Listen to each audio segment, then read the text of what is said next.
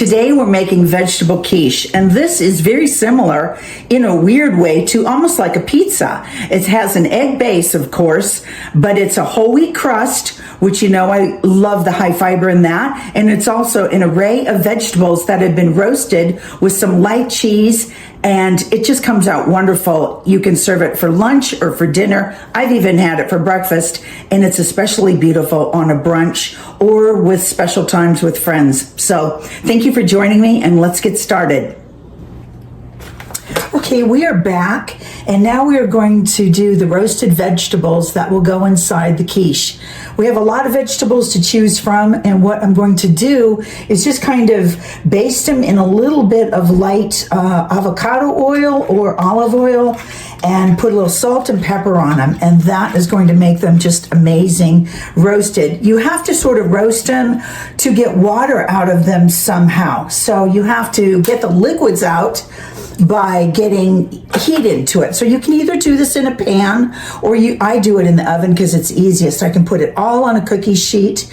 I can make more for later. I can just get everything out of the refrigerator. But for this quiche, I've got 2 pans, and they are really lovely. I got a rectangle one, which I want to use for like asparagus or long vegetables. And then I got this high-edged one, which we're going to make an apple pie in. But both are very nice. Both you can use. Because you have a custard in it, this one will cook sooner. This one will take longer to cook. But in any case, you really want to get out the moisture, because the moisture is going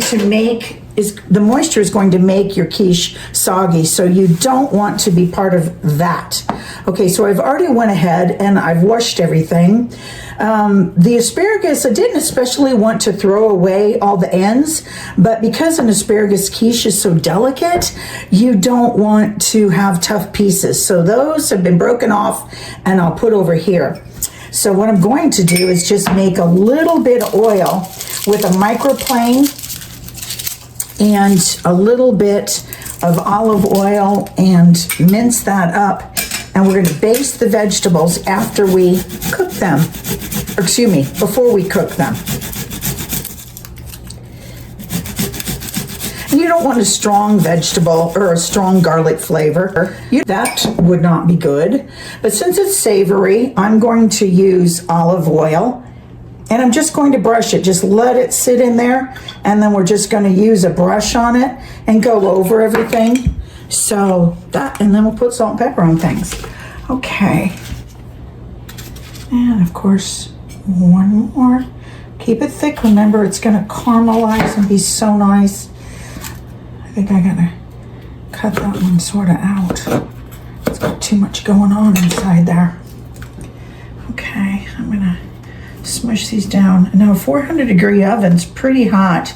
I put them in usually for about 20 minutes, but always watch it, right? Watch everything, because the ingredients are expensive, and I try and buy organic, non-GMO, buy what you can, but you don't want to waste anything, so no. Okay, so I'm going to spray that and try and and that is avocado oil. I also have olive oil, and the avocado oil doesn't have any flavor. This is what I'm trying to do, is kind of get below the veggies so they don't stick. Okay, now we'll go back and give them a little basting before we put the salt and pepper on them.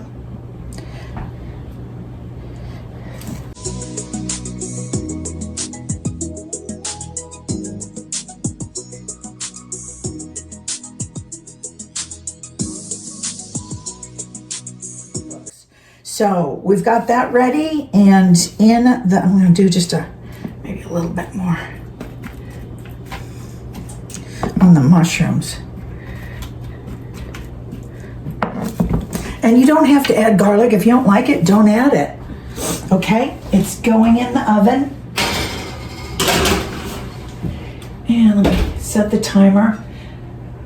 I'm going to set it for 20 minutes. We've got a lot on the plate, so we're going to cook. Now, I'm also going to do scallions and asparagus in the longer pan. Spray that. This has all been washed, and I'll have plenty of asparagus for later. That's my trusty iron Le Creuset. I've had it for like 25 years. It's chipped. I love it. Okay, I have the other vegetables. They're almost ready to come out. I put them back in on convection for a little while to get out the moisture. They had a ton of moisture. That moisture had to get out, but I did not get my onions in, so they're going in now in the same pan that the asparagus went in. So hold on. So they're going in now too. Okay, these are right out of the oven. They look beautiful. They're not as caramelized as I want just yet. So see, look at all that water. We still have to get that out. So I'm gonna put those back in. I'm gonna take the red peppers off. This is why you have to kind of make sure that you watch things, because things can happen. It's cooking, things can happen.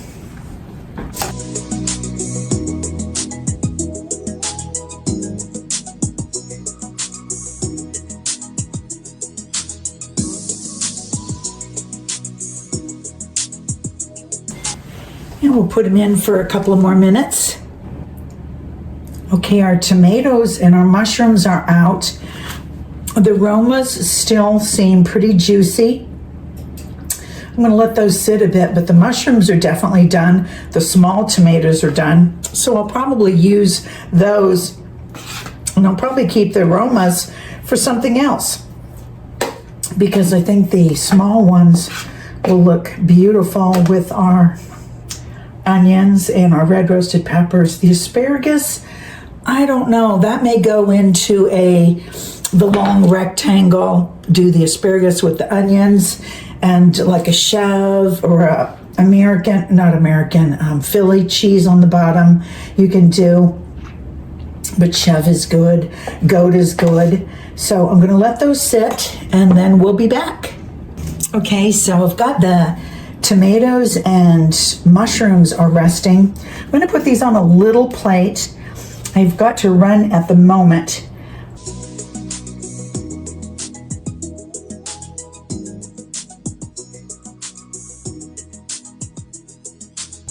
Okay, we are back to make our shell for our tart, and what we're going to do is I'm going to roll it between wax paper, and then I took one of these baking sheets, I cut it in half. One of those was that. I cut it in half, that fits that.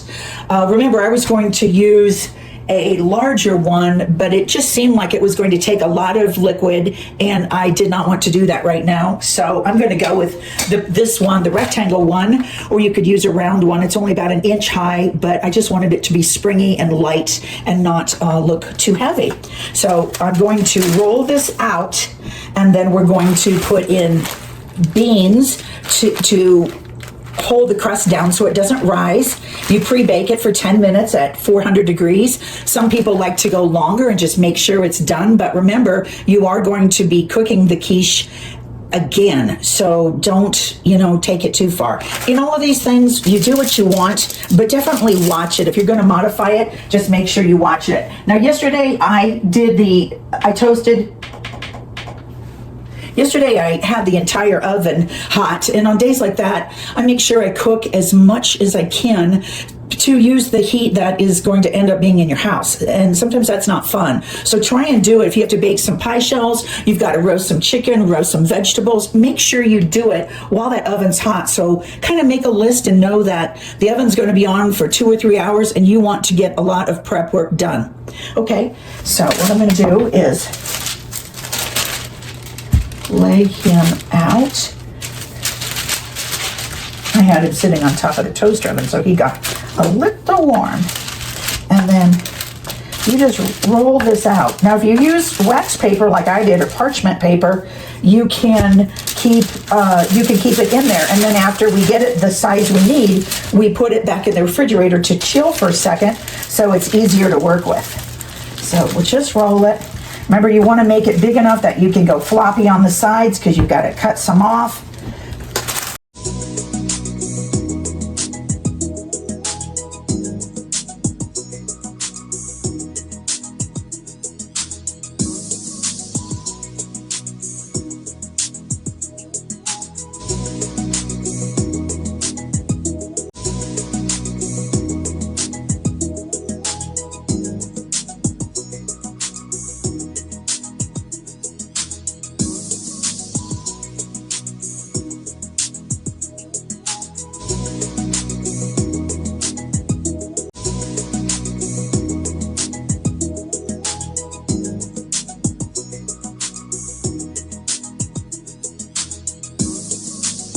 So here's our tart pan, and we are pretty much gonna make it. I think I might move a little bit from there over here.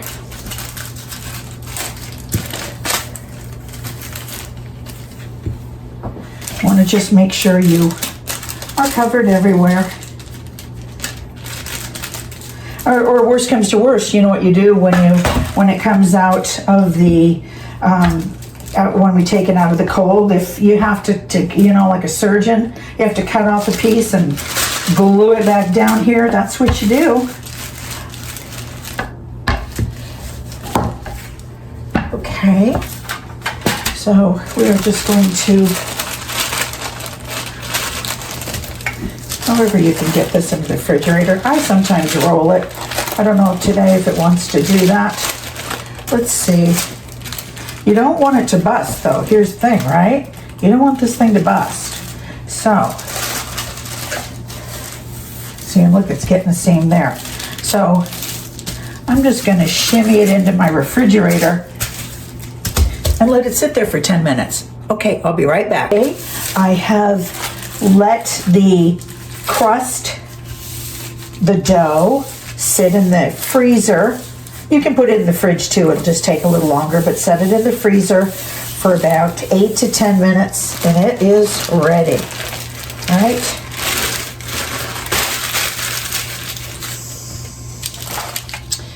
And we're going to gently put, first I want to spray the sides of the pan, because quiches are notorious to stick in these kind of pans. Okay, I have made a lot of these, and if you don't get it right to where it should be, ooh, I should really spray that outside. If you don't get it right to where it should really be, it will.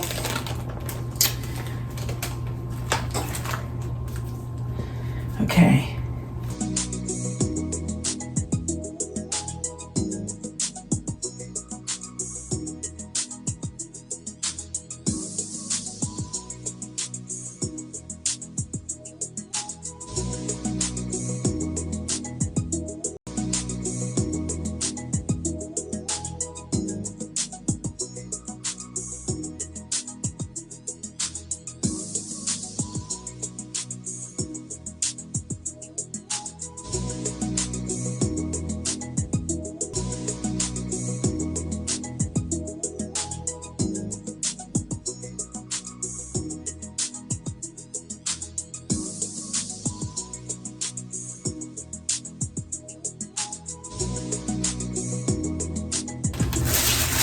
Your piece of parchment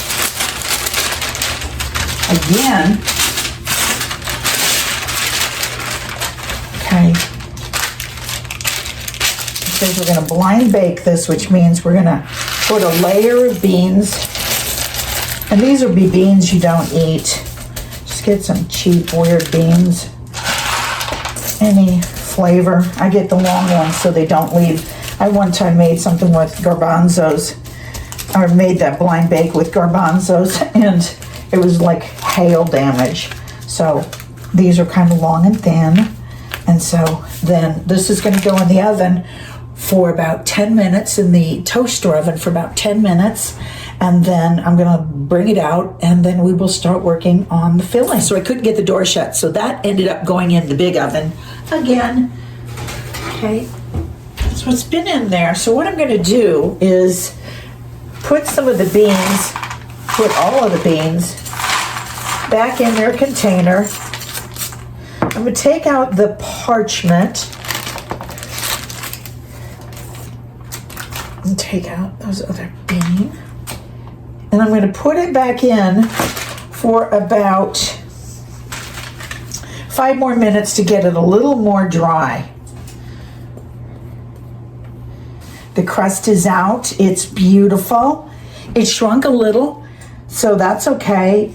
When we put in the custard will be like a support because it has eggs in it that are binding. So it'll be sort of a support. And we're also going to come back in about 10 minutes once this cools and we put a layer of cream cheese. So, or you can put chev. I happen to have cream cheese and we're going to use goat cheese in it. But you can use any sort of cheese on the bottom to help so the eggs do not go through. Okay, see you in a few. This has cooled a few minutes, so we're going to just spread on some cream cheese, just kind of some softened cream cheese. Let it sit out at room temperature or microwave it for 20 seconds.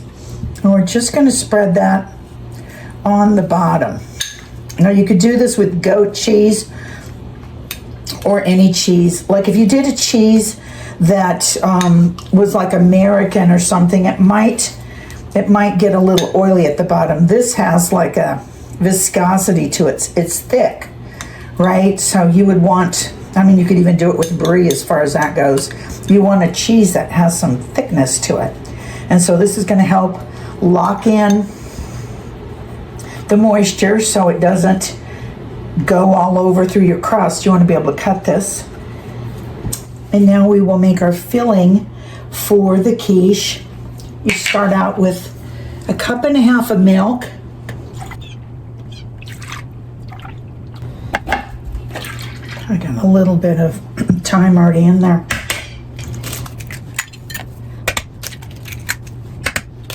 Three eggs. A big tablespoon of sour cream. Now you can also, instead of the milk, you can use some buttermilk. So that's an option as well. We want a little bit of the sourness. I'm going to put a pinch of salt in, big pinch of pepper, maybe a little more salt. Maybe a little whip. I want to make sure there's no strands, nothing stringing with eggs. And now we're going to lay in our veggies. Remember our veggies.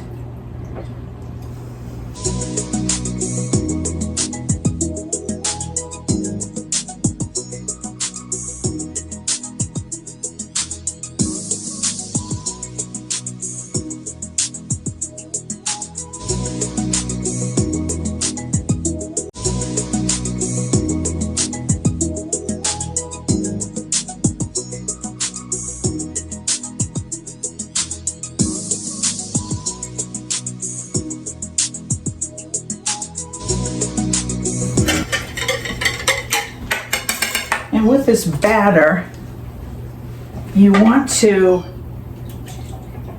pour it in so everything doesn't get,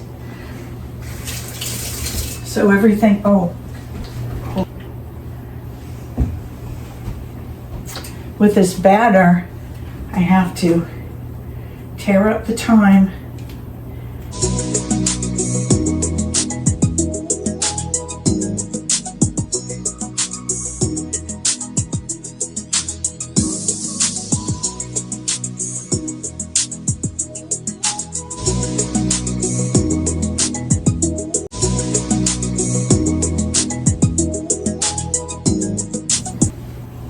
Now, I think feta, I'm putting feta on there, but you don't want, feta is so rustic that you want to put it on crumbly. You don't want to do that in cubes, right?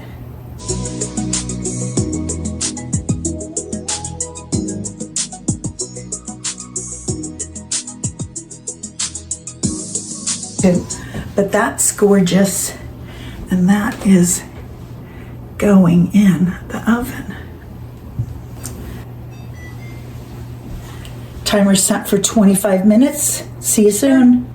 And here is the crustless quiche. This is what I made with the rest of what we had, which was we had a fairly decent amount of egg, which I could have probably made that taller pan after all. But you have to worry, you have to watch that the inside stays delicate. You don't want a rubbery egg. You don't want it tough. protein binds, right? So you want to make sure that it's delicate. And here is our quiche right out of the oven. Absolutely gorgeous. You want to make sure there's no jiggle. It's still finishing cooking. Came out very beautiful. This would be so nice with like a salad or a side of soup. And I'm going to cut it when I get back from my haircut. And we are back with haircut and color. And I'm just going to try a little piece. I took a little bite when it was really hot, but I'm hungry and it's dinner time.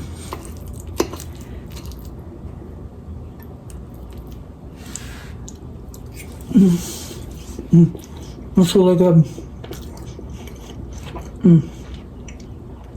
It's very mild.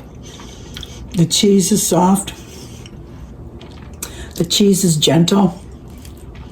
It's mild. It's delicious. It's delicious. Thank you for being here with Michelle at Fiberlish. I hope to see you soon.